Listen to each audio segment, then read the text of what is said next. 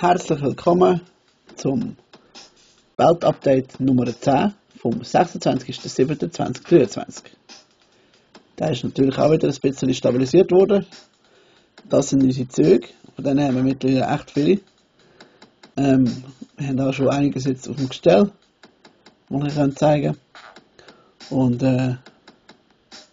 ja, Chaos gehört natürlich auch dazu am Anfang. Dann haben wir hier unseren Bauernhof mit den Kühen, mit den Geissen, kleine Klemmbaustellmodelle.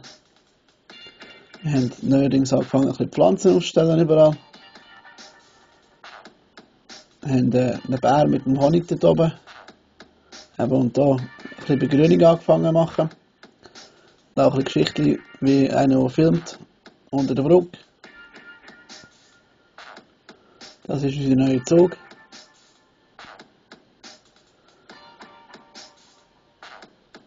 Da ist die Baustelle, wo eben in Zukunft noch einiges wird passieren. Ein neuer Baum, ein paar neue Fahrzeuge.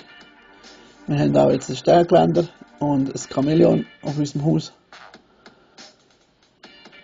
Die Strassen müssen natürlich auch sauber sein und die Leute haben am Bahnhof natürlich auch etwas lesen. Dann haben wir einen Haufen Begrünung zwischen den Gleisen gemacht. Und wir haben natürlich unsere Community probiert, in dem 500 Abonnenten Video zu bilden. Darum sind die im Moment in dieser Stadt, in diesem Video. Es sollte eben darstellen, dass unsere Community ein grosser Kreis ist, der um unsere Stadt und in unserer Stadt ist.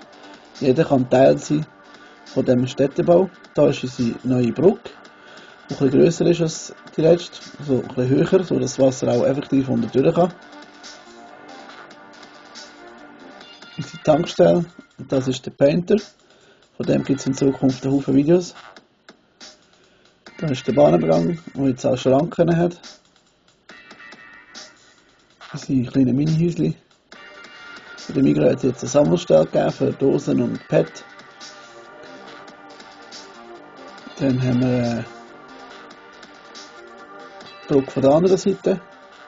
Und jetzt etwas Neues. Wir haben nämlich Windkrafträder, damit wir auch Strom in der Stadt haben für unsere Züge. Die gehen aber im Moment bis dahin, wo sie dann auch noch angeschlossen werden. Aber die Baustelle ist ja noch nicht fertig. Genau. Dann haben wir mal einen Einblick in unsere Tunnelanlage hinein. Wie sieht es da innen aus? Und der Aaron hat eine neue Garage und einen neuen Bahnübergang. Genau. Und einen neuen Spielplatz. Und da ist der Leuchtturm, der aus unserem Buch raus schaut. Und wir haben noch ein paar Eichhörnchen neu in unserem Wald. Und eben die neue Brücke. Und ja, unsere Community wächst. Darum wünsche ich euch jetzt viel Spaß bei den nächsten Videos. Ich hoffe, euch hat das gefallen. Und danke, dass ihr uns immer schaut. Viel Spaß. Ciao, ciao.